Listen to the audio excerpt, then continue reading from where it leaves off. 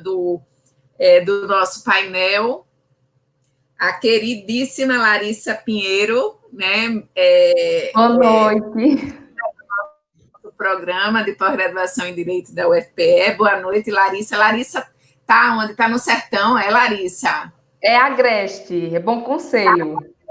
Sim, está em Bom Conselho, isso mesmo. Larissa, seja muito bem-vinda. Larissa, essa noite vai fechar o painel Covid-19 Tributação do Capital, tratando do tema necessidade de redistribuição de renda através de uma tributação mais severa sobre o capital em tempos de pandemia. Larissa é advogada, professora de Direito Processual Civil da FASP, Faculdade do Sertão do Pajeú, especialista em Direito Tributário pelo IBET e mestranda em Processo Constitucional pela Universidade Federal de Pernambuco. Seja muito bem-vinda, Larissa. Você tem até, no máximo, 15 minutos para fazer a sua exposição. Você está com a palavra. Boa noite a todos. Eu queria primeiro agradecer à professora Luciana Grassano pelo convite, né, feito através do grupo de estudo que eu participo, que é o Fórum de Tributação e Justiça, em Recife. Parabenizar também Cecília Monte, né, Dani e a Alessandra Costa, que estão na incumbência aí também de organizar esse nosso fórum, essa nossa conversa sobre tributação nesses dias. E aí eu inicio minha fala para a gente debater um pouquinho, já que o tempo não é um tempo muito grande para a gente discutir aprofundadamente as questões, mas também trazer alguns pontos para servir de reflexão para todos nós, principalmente nesse momento de pandemia.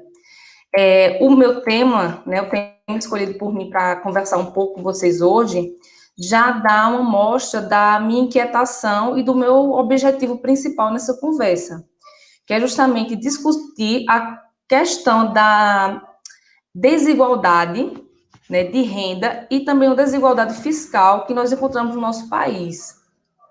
Quando eu paguei uma cadeira na UFPE com a professora Luciana Grassano, no mestrado, eu comecei a estudar essa parte de tributação e duas coisas me chamaram muita atenção nessa questão de tributação no Brasil, que são as maiores incongruências, na minha opinião, que seriam a questão dos benefícios fiscais, que são, por vezes, dados de formas distorcidas, que foi falado um pouco pela professora Alessandra hoje, e também a questão da desigualdade social e fiscal no Brasil.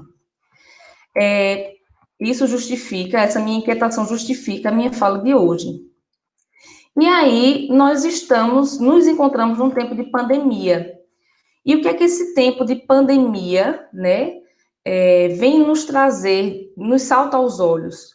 Primeiro, nós vemos uma crise econômica latente, que já existia, mas agora está em proporções muito maiores, né? E dentro dessa crise econômica, social e política também, que nós estamos vivenciando, nós encontramos questão de fechamento de lojas comerciais, de algumas, até quebra de algumas indústrias, ou diminuição da sua capacidade lucrativa, e com isso, e como consequência disso também, perda de postos de emprego, e aí a maior consequência disso tudo é a diminuição da capacidade contributiva, efetivamente, dos contribuintes. E dentro dessa situação de crise econômica e diminuição de capacidade contributiva, nós vemos, no outro plano, a necessidade do Estado dele fazer frente a despesas cada vez maiores. Como bem falado pelo professor André Alcoforado, Antônio Alcoforado, que falou que, efetivamente, nesse tempo de pandemia, as despesas estatais, elas só fazem crescer.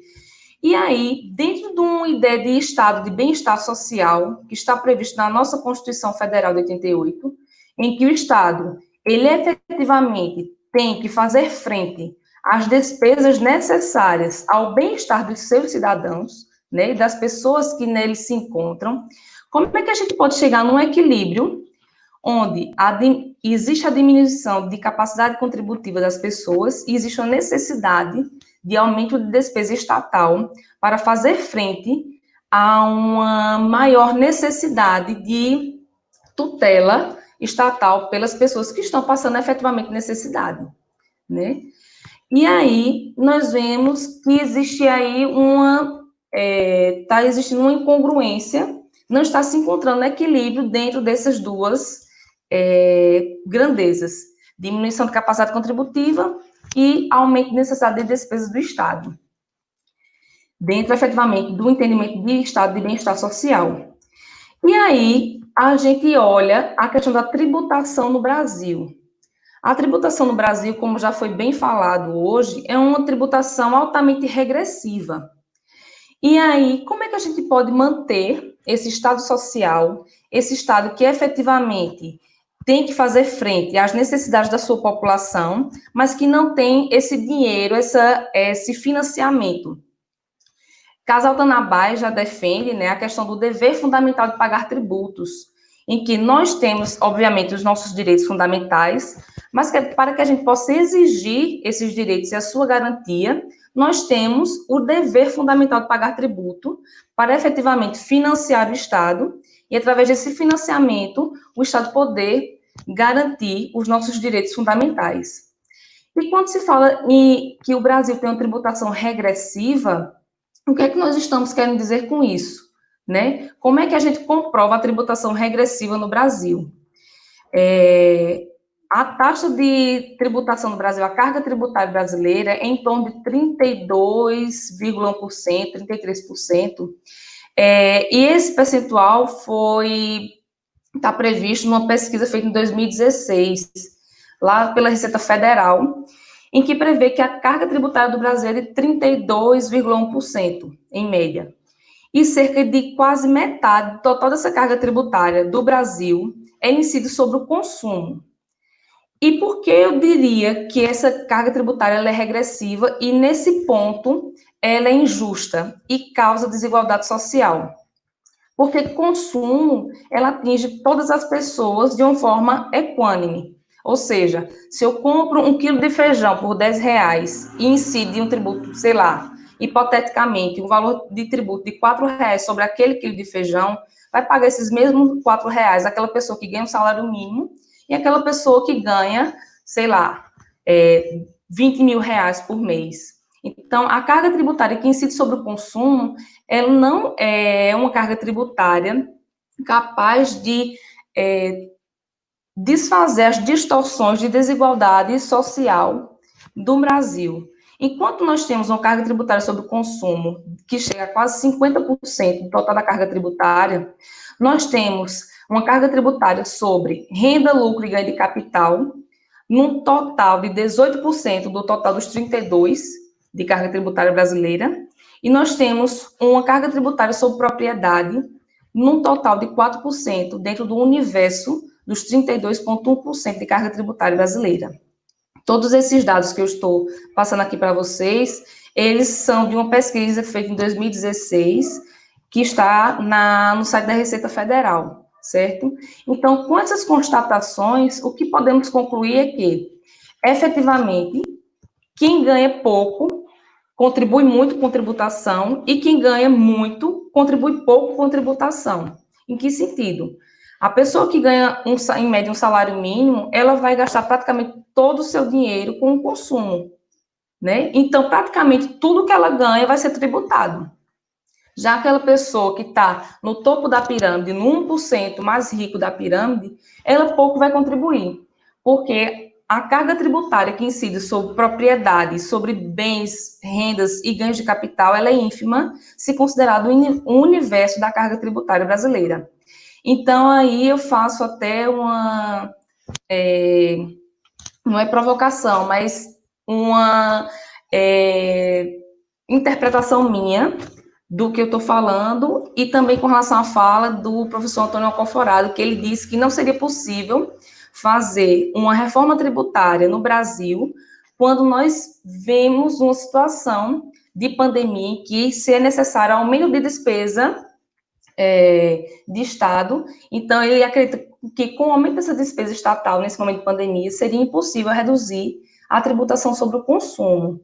E diante dessas constatações feitas por esses dados analisados, nós vemos que poderia sim haver uma diminuição da tributação sobre o consumo se houver um aumento da tributação sobre os bens de capital, que isso é uma necessidade que já existe há muitos anos no Brasil, mas que agora, nos tempos de pandemia, ele se mostra de forma gritante uma reforma necessária. Ou seja, no meu entendimento, diante dessas constatações, acredito que a incidência de tributação mais severa sobre o capital, ela se mostra altamente necessária, para que as pessoas que estão na parte de baixo da pirâmide sejam cada vez menos oneradas, principalmente agora que estão perdendo seus trabalhos, já vinham perdendo os trabalhos formais, porque os postos de emprego informais cresceram depois da reforma trabalhista, isso está nos dados de pesquisas sérias, e agora, mais do que nunca, as pessoas estão perdendo seus postos de emprego,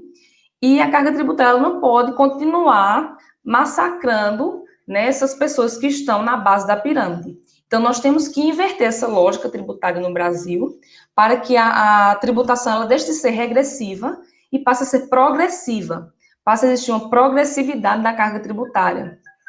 E essa progressividade nós só vamos conseguir efetivamente com uma maior tributação sobre os bens e ganhos de capital. E aí, como é que a gente pode chegar a uma mudança desse paradigma, essa mudança necessária de paradigma?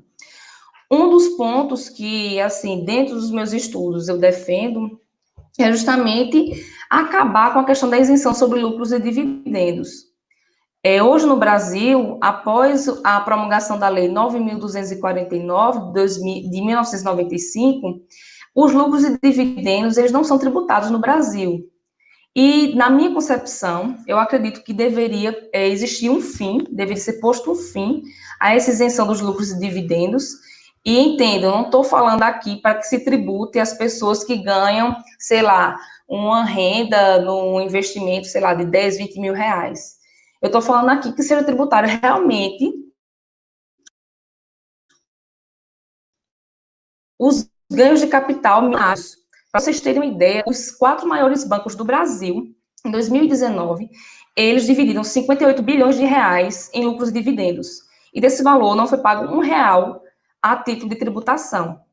Então, se nós, né, se o Estado brasileiro modificasse, ele retirasse essa isenção, quanto nós iria arrecadar dessa questão dos lucros e dividendos, né? Enquanto o funcionário público ganha menos de 5 mil reais por mês e sofre a incidência de um imposto sobre a renda numa alíquota de 27,5%, uma pessoa que efetivamente distribui milhões, bilhões de reais como lucros e dividendos não é tributada, né? E também defende a questão da progressividade fiscal na questão da tributação sobre os ganhos de capital.